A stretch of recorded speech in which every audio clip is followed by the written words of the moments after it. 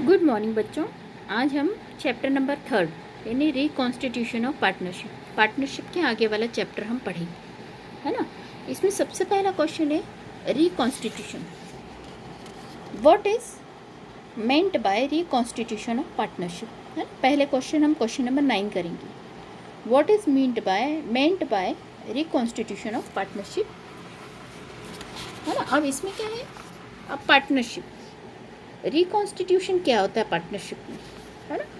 Change in profit में अगर change है, प्रॉफिट शेयरिंग रेशो में, है ना। जो एग्जिस्टिंग पार्टनर्स हैं, जैसे ABC तीनों से फॉर्म स्टार्ट हुई है, अगर उनका एग्जिस्टिंग पार्टनरशिप रेशो 2:2:1 है, पर उन्होंने कहा कि 3:2:1 रहेगा, है ना। या फिर एडमिशन ऑफ न्यू पार्टनर, नए पार्टनर के आने पर, या रिटायरमेंट ऑफ पार्टनर, है ना।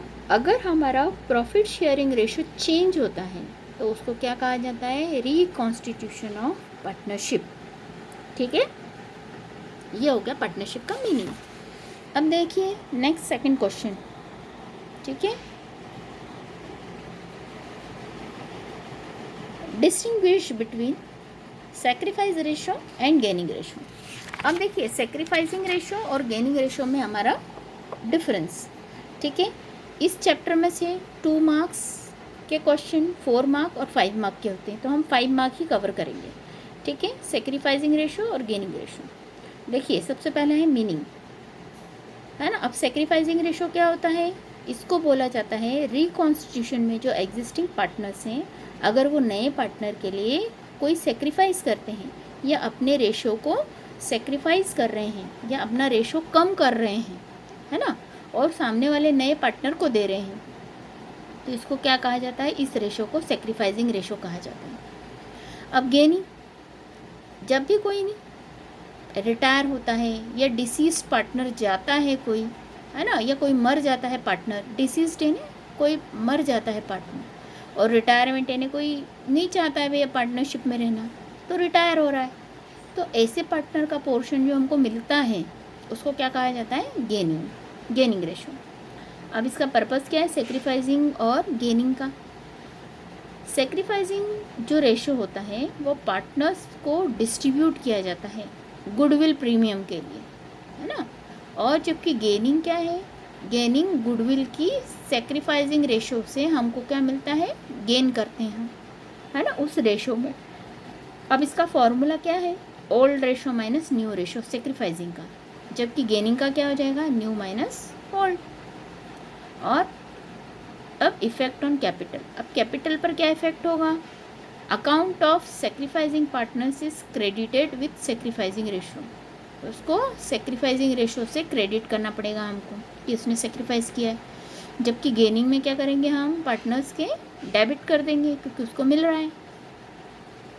अब प्रॉफिट शेयरिंग रेशो पे क्या इफेक्ट होगा, sacrificing ratio decreases the profit sharing of sacrificing partner. अब इसका इफेक्ट क्या हुआ, सेक्रीफाइसिंग डिक्रीज हुआ प्रॉफिट और सेक्रीफाइसिंग पार्टनर का, जबकि गेनिंग क्या हुआ, इंक्रीज कर रहा है प्रॉफिट को क्योंकि गेनिंग पार्टनर है। ठीक है, मतलब सेक्रीफाइसिंग में प्रॉफिट क्या हो जाएगा, हमारा कम हो जाएगा, जबकि गेनिंग में हमारा प्रॉफिट क्या होगा, बढ़ जाएगा। ठीक है, अब इसके बाद हम नेक्स्ट क्वेश्चन की बात करेंगे। ठीक है, नेक्स्ट क्वेश्चन देखिए, distinguish between average profit and super profit. अब एवरेज प्रॉफिट और सुपर प्रॉफिट में क्या डिफरेंस है। ठीक है, अब ये देखिए आपका एवरेज प्रॉफिट और सुपर प्रॉफिट, ये गुडविल वाले चैप्टर में आएगा, फिर गुडविल के बारे में बताती हूँ। ठीक है, ये रहा, ये देखिए एवरेज प्रॉफिट और सुपर प्रॉफिट। अब ये मीनिंग देखिए, average of actual profit earn by business, है ना। अब एवरेज प्रॉफिट क्या होता है, हमारा एक्चुअल प्रॉफिट जो है उसका एवरेज होता है। ठीक है, इसको एवरेज कहा जाता है। सुपर प्रॉफिट में देखिए excess actual over normal profit, मतलब अब हम इसमें से जो भी एक्चुअल प्रॉफिट है और नॉर्मल प्रॉफिट का जो भी डिफरेंस निकलेगा वो हमारा क्या कहलाएगा, सुपर प्रॉफिट। इसका फॉर्मूला दे रखा है ना, average profit is equal to actual profit upon number of years, ठीक है। जैसे 5 साल का प्रॉफिट दिया है तो नीचे हम डिवाइडेड बाय 5 ईयर्स कर देंगे। सुपर प्रॉफिट इन्हें actual profit minus normal profit, तो ये हमारा क्या आ जाएगा, सुपर प्रॉफिट, ठीक है। अब गुडविल मेथड, अब एवरेज सुपर प्रॉफिट में क्या होती है, हमारी बहुत सारी मेथड्स आती है गुडविल कैलकुलेशन की, average profit method, super profit method and capitalisation method, ठीक है।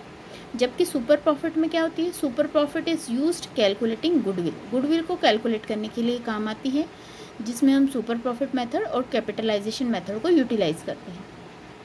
फिर है कंपैरिजन विथ नॉर्मल प्रॉफिट, है ना। अब एवरेज प्रॉफिट है, ये लेस भी हो सकता है और मोर भी हो सकता है नॉर्मल प्रॉफिट से, ठीक है। जबकि सुपर प्रॉफिट क्या होता है, हमेशा नॉर्मल प्रॉफिट से मोर ही आता है, ठीक है। अब इन्वेस्टेड कैपिटल, अब इसमें जो हमारी कैपिटल इन्वेस्टमेंट है वो क्या है, not base is computation of average profit, average profit का कोई कंपैरिजन नहीं है जिससे हमारा ये हो रहा है क्या, कैपिटल इन्वेस्टेड। जबकि हम competitions of super profit invested capital is base in finding normal profit, इसको सुपर प्रॉफिट को हम बेस बनाते हैं नॉर्मल प्रॉफिट को कैलकुलेट करने में। तो आज के लिए हमारा सेशन इतना ही है, कल हम नेक्स्ट क्वेश्चंस की बात करेंगे।